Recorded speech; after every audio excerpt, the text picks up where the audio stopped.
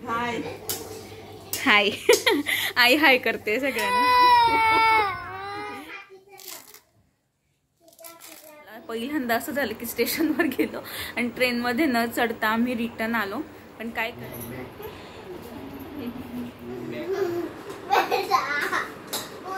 आहे मस्त असा चिकनचा खानदेशी रस्सा बनवलेला आहे। बाबा बाय। हो हो करतो।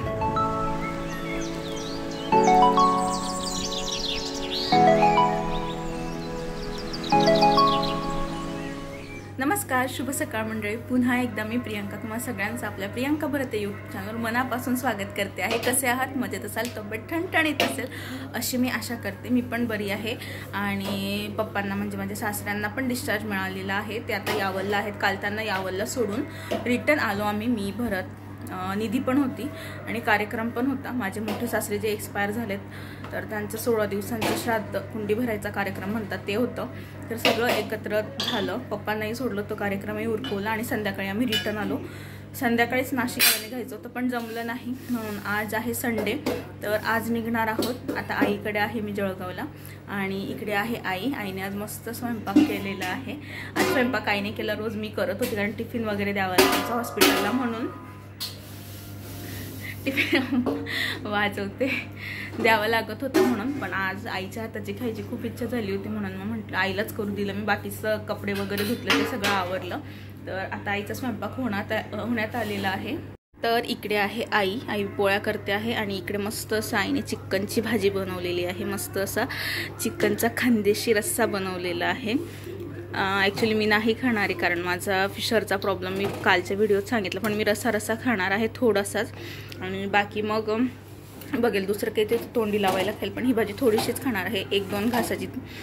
आणि इकडे आहे आई। आज किती दिवसांनंतर आईच्या हाताचं जेवण करेल आणि आईला पण व्हिडिओमध्ये किती दिवसांनंतर घेतलं आहे। मागच्या महिन्यात पण आली होती आणि तेव्हा पण एकदाच आईला अळूवडी, आईने यावेळेस अळूवडी पण खाऊ घातली मला परवा संध्याकाळी, आणि आज ही भाजी खाऊ घालणार आहे। एकदम मस्त लागते आईच्या हाताची भाजी आणि आईच्या हाताचा कुठलाही पदार्थ एकदम छान लागतो। तर आत्ता आम्ही जेवण वगैरे करतो।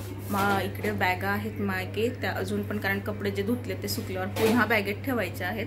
तर बऱ्यापैकी बॅग अजून लावायची राहिलेली आहे, तर ती सगळी कपडे वगैरे बॅगेत भरतो आणि मग दुपारच्या ट्रेनने जाणार आहोत। तर किती वाजता जातो ते पण आपण बघूया थोड्याच वेळात। आता जेवण करतो आणि मग बोलते।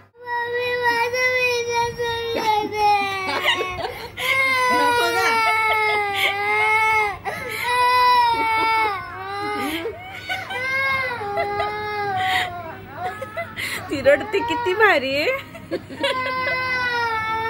चुपूगी रे,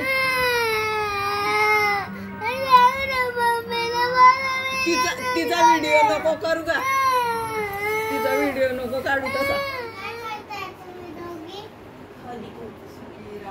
बाबांना बोल नको करून मार नको खाऊ।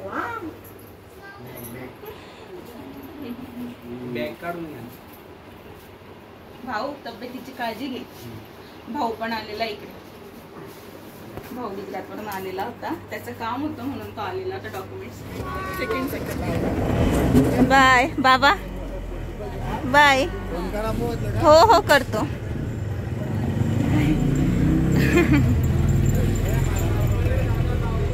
किती दिवसांनी आपण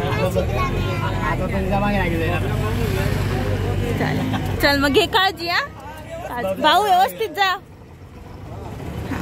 आता स्टेशनला आलेलो आहोत पण अजून ट्रेन आली नाही। 15-20 मिनिटात ट्रेन येईल आमची। बघू आता 2 ट्रेन आहेत, ज्या ट्रेनमध्ये जी आधी येईल त्याच्यात जायचं आहे आम्हाला, म्हणजे लवकर पोहोचू। 9च्या आत नाशिकला पोहोचायचं आहे, त्याचंही कारण थोड्या वेळात सांगते। तर हा नेक्स्ट डेचा व्हिडिओ आहे। ॲक्च्युली आम्ही जाणार होतो पण काही प्रॉब्लेम झाला, इश्यू झाले, त्याच्यामुळे आम्ही न जाता रिटर्न आलो। त्याचं कारण पुढे सांगितलेलं आहे, पण तत्पूर्वी आपण आईच्या हाताची ही चिवळच्या भाजीची रेसिपी पाहणार आहोत, कारण ही मला खूप आवडते ही भाजी। तर दादा घेऊन आलेला होता ही भाजी, चिवळची भाजी, कारण बहिणीला पण खूप आवडते पर्सनली, तर आईच करून देते। तर आईने ही भाजी सगळी निवडून घेतली, म्हणजे त्यात जी माती वगैरे होती ना, तर ती सगळी माती आईने काढून घेतलेली आहे आणि मोठे जे पानं असतात दुसऱ्या झाडाचे तेही काढून घेतलेले आहेत। तर इथे निधी जास्त शोर करत होती म्हणून मी सगळा बॅकग्राऊंड म्युझिक काढून घेतलेला आहे या ठिकाणी। निवडल्यानंतर ही जी भाजी आईने स्वच्छ पाण्यात 2 पाण्यात धुवून घेतलेली आहे आणि घाण बघू शकता किती निघालेली आहे या भाजीतली. म्हणजे त्यातली जी एक्स्ट्रा माती असते ना, आपण निवडतो तर आधी पण तरी पण काही माती बारीक बारीक लागलेली असते तर ती या पाण्यात खाली बसून जाते. म्हणून 1 ते 2 पाण्याने याला धुवून घ्यायची आणि अशी टोपली घ्यायची जाळीवाली, तर त्या टोपलीमध्ये त्यातलं सगळं पाणी निघू द्यायचं किंवा गाळणी घ्यायची मोठी, जेणेकरून त्यातलं जे एक्स्ट्रा पाणी असतं ते निघून जातं. जर जास्त पाणी राहिलं तर भाजी थोडी पानसट लागते, व्यवस्थित लागत नाही, म्हणून पाणी निघू द्यायचं. त्याचं पाणी निघतंय तोपर्यंत आई इकडे कांदा कापत बसलेली होती. तर साधारणतः 3 ते 4 मीडियम साईजचे कांदे या ठिकाणी आईने घेतलेले होते आणि बारीक चिरून घेते आहे आई या ठिकाणी सगळे जे कांदे होते. आई कांदे चिरत होती तोपर्यंत मी इकडे चहा ठेवलेलं होतं, मस्त गवती चहा टाकून. कडक उन्हातही जळगावमध्ये चहा पिण्याची वेगळीच मजा असते.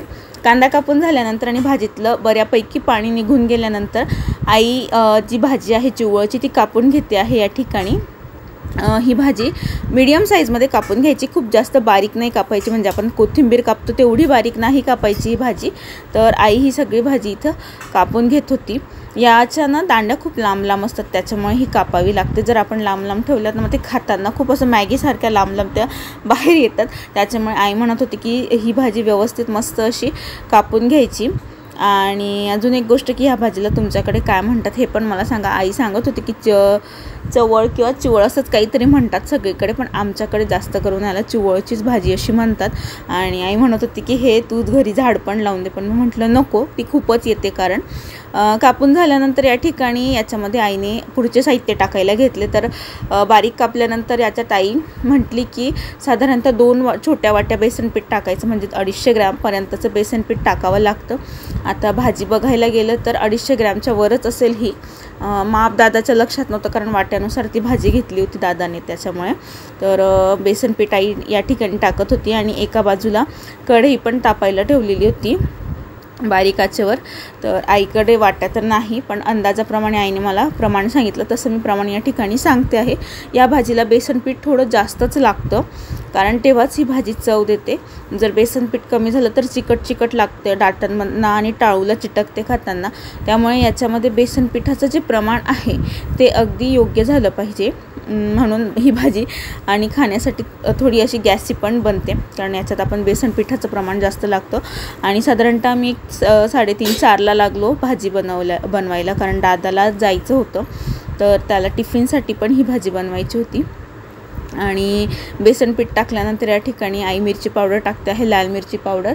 तर आपल्या अंदाजानुसार मिरची पावडर टाकायची. तर ही फक्त जास्त रंगाने लाल पण कमी तिखट असलेली आहे, म्हणून आई जास्त टाकते आहे. आणि इकडे निधी पण सगळं बघत होती की आजी भाजी कशी करते. ॲक्च्युली तिला इथे थोडंसं बोर व्हायला लागलं आणि दादा जाणार होतं, त्याच्यामुळे जास्तच तिला बोर होत होतं. तिखट मिरची टाकल्यानंतर या ठिकाणी आईला आम्ही ताई म्हणतो. तर हळद पावडर टाकलेली आहे 1 चमचा, 1 छोटा चमचा पूर्ण. त्यानंतर मीठ इथे आई आता चवीनुसार टाकणार आहे. तर आता हे मीठ दादाने आणलेलं आहे. तर रोज प्रॉब्लेम हा होत होता की मी किंवा आई असं अल्टरनेट भाज्या बनवत होतो, मिठाचं प्रमाण आमच्या दोघींचं कमी जास्त होत होतं. तर मग आईसारखं मला विचारत होती बघ एवढं टाकू का किंवा अजून टाकू का. मग आईला म्हटलं तुझ्या अंदाजानुसार टाक, जास्त खारट किंवा अळणंही नको. तर आईने टाकलं. त्यानंतर कढई ठेवलेलीच होती गॅसवर, तर ती तापली. तर आईला म्हटलं कढई तापली, वास येतो आता तापल्याचा. तर तेल टाकते आहे आई. ह्या भाजीला तेल जास्तच टाकावं लागतं असं आई सांगत होती. तर साधारणतः आईकडे पळी आहे, मोठे चमचा, असं मीडियम साईजचा चमचा साईजची पळी. तर तेवढं 3 ते 4 पळी भरून आईने तेल टाकलं, कारण बेसनपीठ असल्याने ही भाजी बेसनपीठाच्या हिशोबाने एकदम छान शिजली पाहिजे, म्हणून तेल जास्त टाकावं लागतं. त्यानंतर इकडे आईने जिरं टाकलेलं आहे. आईला म्हटलं जिरं वाटून टाकायचं का, तर नाही म्हटली, शिजून जातं ते, एवढं काही लागत नाही भाजीमध्ये नंतर. तर जिरे तिकडे तडतडतं होतं बारीक आचेवर तोपर्यंत. इकडे जे आपण सगळे कोरडे साहित्य टाकलेले होते भाजीवर ते सगळं एकत्रित करून घ्यायचे आहे. असं प्रेस न करता एकत्रित करायचं, म्हणजे भाजी दाबली नाही गेली पाहिजे, पण भाजीच्या कणाकणात हे सगळे कोरडे इन्ग्रेडियंट्स म्हणजे बेसनपीठ, मिरची पावडर, हळद पावडर, मीठ गेले पाहिजे. या पद्धतीने एकत्रित करायचं. तर ते आई करत होती, पण इकडे आईला म्हटलं कांदा पण परतवायचा आहे, तर आईने टाकून दिलं. आता आईचं वय झालं आहे त्यामुळे आईला खूप कमी उमजतं, पण तरी आई बऱ्यापैकी छान करते. तर इकडे मी पण आईला मदत करत होती. का आईला म्हटलं तू भाजी मिक्स कर, तोपर्यंत कांद्याचं मी पाहते. तर इकडे कांदा मऊसत होईपर्यंत होऊ द्यायचा होता बारीक आचेवर. आणि इकडे ही भाजी आई या पद्धतीने व्यवस्थित अशी मिक्स करत होती. ॲक्च्युली ही भाजी मी रेसिपी याच्यासाठी शूट केली, मला तुमच्याबरोबर शेअर तर करायचीच होती खूप दिवसांपासून, पण म्हटलं नंतर जेव्हा कुठे आपण असू आणि एखाद्या वेळेस दिसली नाशिकमध्ये तर मग करायला बरं, म्हणजे लक्षातही राहील की कसं करायचं. आईला तर विचारेलच फोन करून, पण मग कसं बघितलेलं पण बरं असतं एक प्रत्यक्षात. कांदा मऊसूत झाल्यानंतर याच्यामध्ये ही सगळी भाजी हळूहळू टाकून द्यायची. आईने थोडी भाजी टाकली आणि कांदा एकत्रित करून घेतला, म्हणजे कांदा जळणार नाही खालच्या खाली. आणि जी सगळी भाजी आहे ती टाकून दिली. एवढी व्यवस्थित एकत्रित करायची ही भाजी की बेसन पीठ खूप कमी दिसलं पाहिजे, भाजीचा रंग जास्त दिसला पाहिजे, म्हणजे भाजी अशी थोडीशी व्हॉलेट कलरची आणि हिरवे पानं आहेत त्याला, तर त्या पद्धतीने रंग दिसला पाहिजे भाजीचा. तर या ठिकाणी आईने सगळी भाजी इथे टाकलेली आहे आणि व्यवस्थित अशी भाजी मिक्स करून घेते आहे सगळं, म्हणजे कांदा तेल हे सगळं एकत्रित करून घेते आहे. आणि खाली जे बेसन पीठ होतं उरलेलं ते सुद्धा आईने टाकलेलं आहे आणि मग परत एकत्रित करून घेत होती आई. जरी 4:30 वाजलेले होते तरी पण ह्या भाजीचा जो खमंग ॲरोमा होता तो सगळीकडे इतका जबरदस्त पसरला होता. इतकी भूक लागली होती, वास्तविक चहा पिऊन झाली होती, पण तरी पण असं वाटत होतं कधी ही भाजी एकदाची पोटात जाईल, कारण मी 1-1.5 वर्षानंतर ही भाजी टेस्ट करणार होती त्याच्यामुळे. आणि निधी पण सारखी विचारत होती, मम्मा वाव किती छान वास येतोय सगळीकडे, कसला येतो आहे, काय बनवते आहे आजी. तर तिला पण खूपच असं कुतूहल असतं ना मुलांना की काय बनवते आहे, काहीतरी स्पेशल आहे का. तर तिलाही मी ते सांगत होती.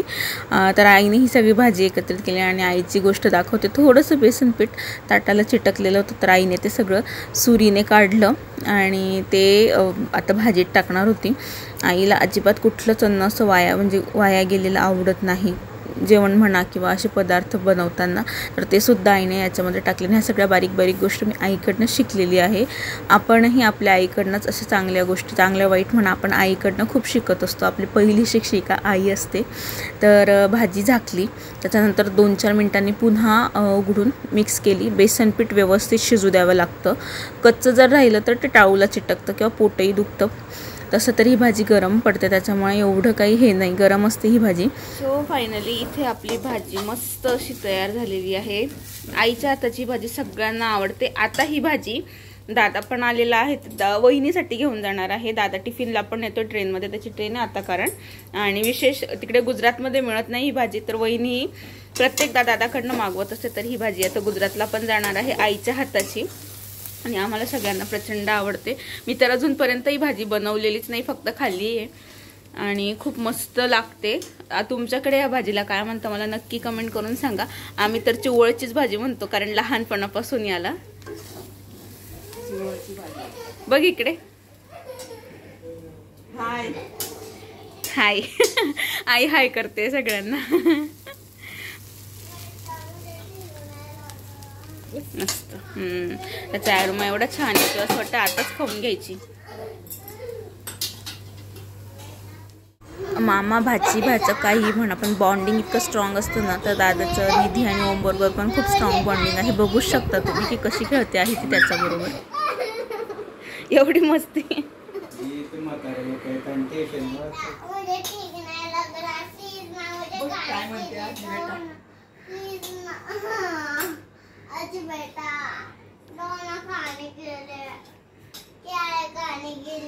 लड्डू ये लड्डू, लड्डू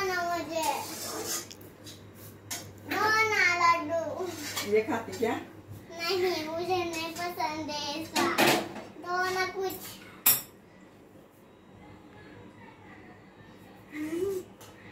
ठीक हो गई बुढ़िया? बुढ़िया ठीक हो गई निधि बुढ़िया? आता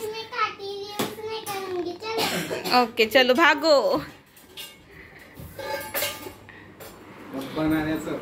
मामाला म्हणा नको नको. अरे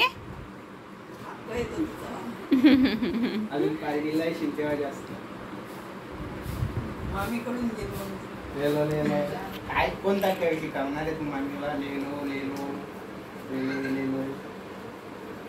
नाही म्हणते दिवाळीला यायचं. मागे पुढे येतील ते मग. नंतर मागे पुढे येतील. चल मामाला बाय कर. हा 6 वाजता येते. व्यवस्थित चढ ट्रेन मध्ये आणि फोन कर. तू बाय कर मामाला. चल बाहेर ये. बाय करायला ये. मी तुला स्टेटस पाहून सांगते गाडीचं.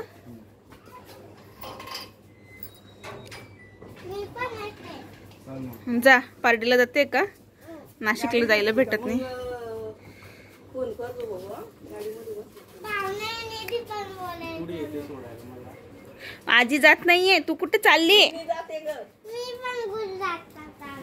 हा गुजरातला राहणार. निधू असं मागे नाही लागू बेटा. हो हो.